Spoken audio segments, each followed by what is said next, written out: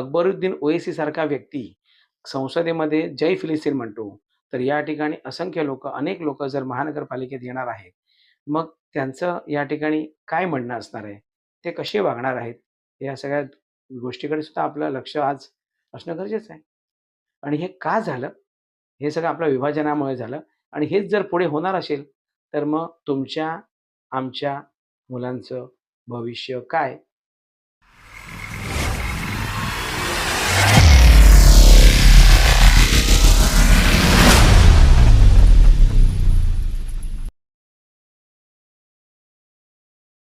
नमस्कार, मी अतुल जैन. आपली बातमीमध्ये आपल्या सर्वांचं हार्दिक स्वागत करतो. मुंबई महानगरपालिका निवडणुकांसहित 29 महानगरपालिकेच्या निवडणुका या सध्या नुकत्याच पार पडल्या. ज्या पद्धतीने या निवडणुका लढवल्या गेल्या, हा अत्यंत गंभीर परिस्थितीमध्ये लढवल्या गेल्या असं आपल्याला म्हणायला हरकत नाही. ज्या पद्धतीने हिंदू धर्मामध्ये आपण जातीमध्ये वाटलो गेलो होतो आणि त्याच पद्धतीने मतदान सुद्धा झालं, एवढं मात्र तुम्हाला नक्कीच सांगावसं वाटेल. ज्या पद्धतीने आपली लोकं जी असतात, हे स्वतःचा फायदा कसा होणार ह्याच्यासाठी काही वाटेल ते करावं लागेल, अशा पद्धतीने ते करतात आणि त्यामध्ये सामान्य मतदार जो आहे, सामान्य मुंबईकर हा महाराष्ट्रातला रहिवासी जो आहे, तो सगळा वाहून जातो आणि भावनेच्या भरामध्ये मतदान करत असतो आणि अशा पद्धतीने हे आपल्या येणाऱ्या काळामध्ये, येणाऱ्या वेळेमध्ये कशा पद्धतीचं राजकारण होणार आहे, याचा विचारसुद्धा तो करत नाही आणि फक्त मतदान करून अशा पद्धतीने कुठेतरी वाटला जातो. अशाच पद्धतीने हे मतदान या ठिकाणी झालेलं आपल्याला दिसतंय. पण आपण पाहिलं असेल तर आपण गेली अनेक वेळेला बघितलं असेल, तर मुंबईमध्ये अ, या जातीला म्हणजे एखादा उत्तर भारतीय नाराज होतो, एखादा दुसऱ्या जातीचा नाराज होतो. नाही फक्त उमेदवार हा मराठीच असला पाहिजे. मराठीशिवाय मुंबईमध्ये पर्याय नाही, महाराष्ट्रामध्ये पर्याय नाही. अशा पद्धतीचा जेव्हा विषय येतो, तेव्हा खरंच या गोष्टीकडे इतर लोकांचा जो राग आणि द्वेष असतो, तो मतदानामध्ये बाहेर पडतो आणि त्यानंतर विजय होतो, तो भारतीय जनता पार्टी, शिवसेना युतीचा. याचं कारण हेच आहे. आणि त्यानंतर ह्याच्या पलीकडे जर जाऊन विचार केला, तर अजून एक विशेष समाज आहे, म्हणजे तो मुस्लिम समाज. हा एक गट्टा मतदान करतो आणि ज्यावेळेला ते दिसलं, ते अशा पद्धतीने दिसलं, की ज्यामध्ये राज आणि उद्धव साहेब एकत्र आले, तरीसुद्धा मुंबईमध्ये राज ठाकरे साहेबांच्या किती सीट्स आल्या पाहिजे, ह्याचं आपण आकलन करत असताना कोणाच्याही मनात फक्त 6 सीट येतील, असं कधीही वाटलं नव्हतं आणि हा आश्चर्यकारक जो रिझल्ट आहे, तो तुमच्यासमोर आला. हा का आला? याचं कारण आज मी तुम्हाला सांगतो. ज्या पद्धतीने आपण मतदान करताना जाती-जातीमध्ये वाटलो गेलो होतो आणि एक द्वेष एकमेकांच्या मनात जो दिसत होता, तो स्पष्टपणे मतदानाच्या माध्यमातून बाहेर पडला आणि मतदान कसं झालं, हे चित्र स्पष्ट झालं.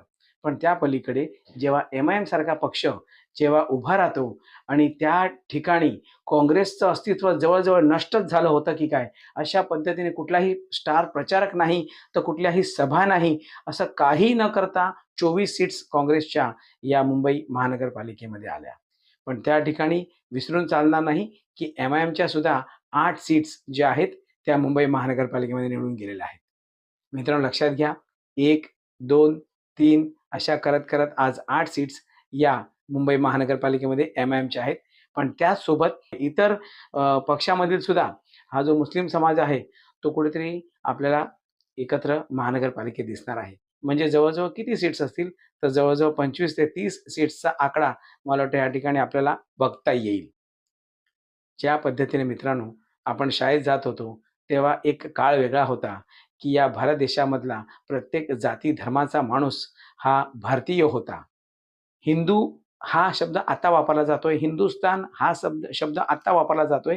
पण त्यावेळेला आपण भारतीय होतो आणि तो शब्द इतका प्रेमळ होता, की माझाही मित्र मुसलमान होता आणि माझाही शेजारी धर्मामधला जाती धर्माचा वेगवेगळा व्यक्ती हा माझा सोबत राहत होता.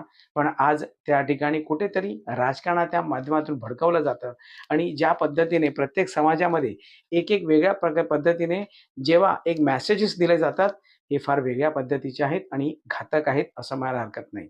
कारण का याच भारत देशामधला मुस्लिम समाज हा आज काय विचार करतोय?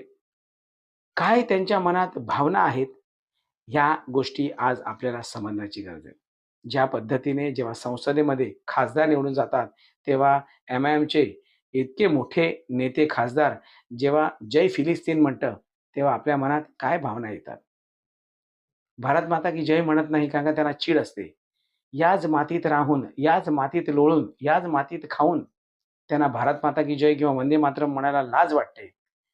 पण आज ज्यावेळेला अशा पद्धतीने असंख्य लोकं जेव्हा निवडून महानगरपालिकेत असोत, विधानसभेत असोत किंवा लोकसभेत असोत, यापुढे जर तुम्हाला दिसलेत, तर मग तुम्ही काय करणार आहात? कशा पद्धतीने ती वागणूक सहन करणार आहात किंवा कशा पद्धतीने या गोष्टी आपण हाताळणार आहात?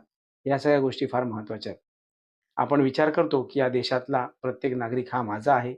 प्रत्येक माणूस हा आपला आहे आणि अशा पद्धतीने आपण ट्रीट करत असतो. पण समोरचा सुद्धा त्याच परिस्थितीमध्ये, त्या विचारामध्ये, त्या वागणुकीमध्ये आहे का? हा सुद्धा आज विचार करण्याची गरज आहे. ज्या पद्धतीने आपण हिंदू धर्मात प्रत्येक विभागात, प्रत्येक जाती-जातीमध्ये वाटलो गेलेलो आहोत आणि त्याच चित्र आपण मतदानामधून जर बघत असाल, त्याचे चित्र आता स्पष्ट झालेलं आहे. त्यात काही वेगळं सांगायची गरज नाही.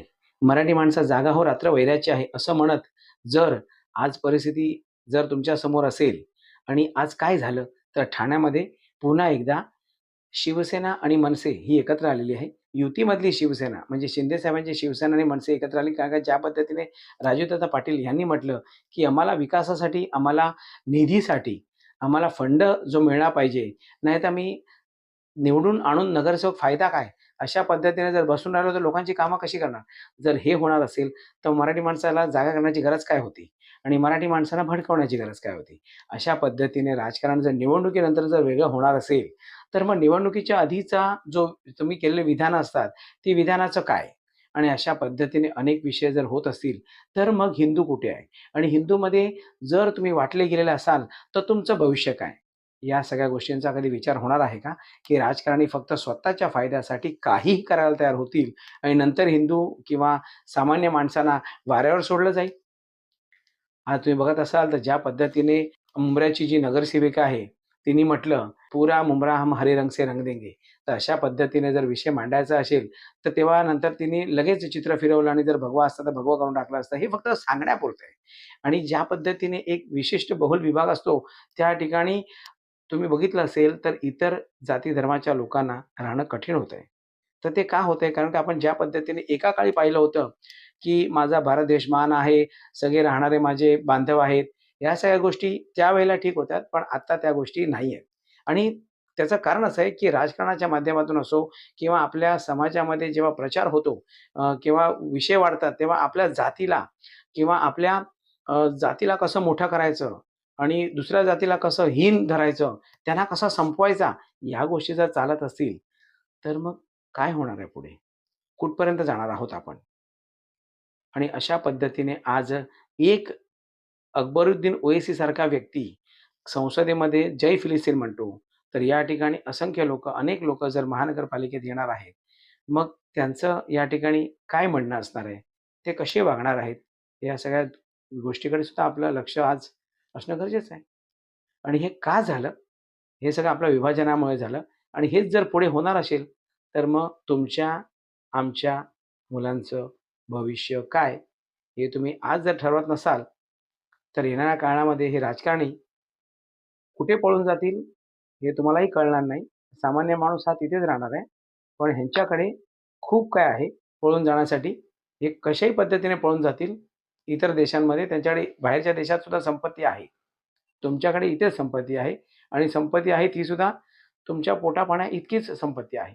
म्हणून जर तुम्ही या गोष्टीचा गांभीर्य आज नाही घेतलं आणि फक्त भावनेच्या भरात जर मतदान करणार असाल, तर तुमच्या येणाऱ्या पिढीचं काय?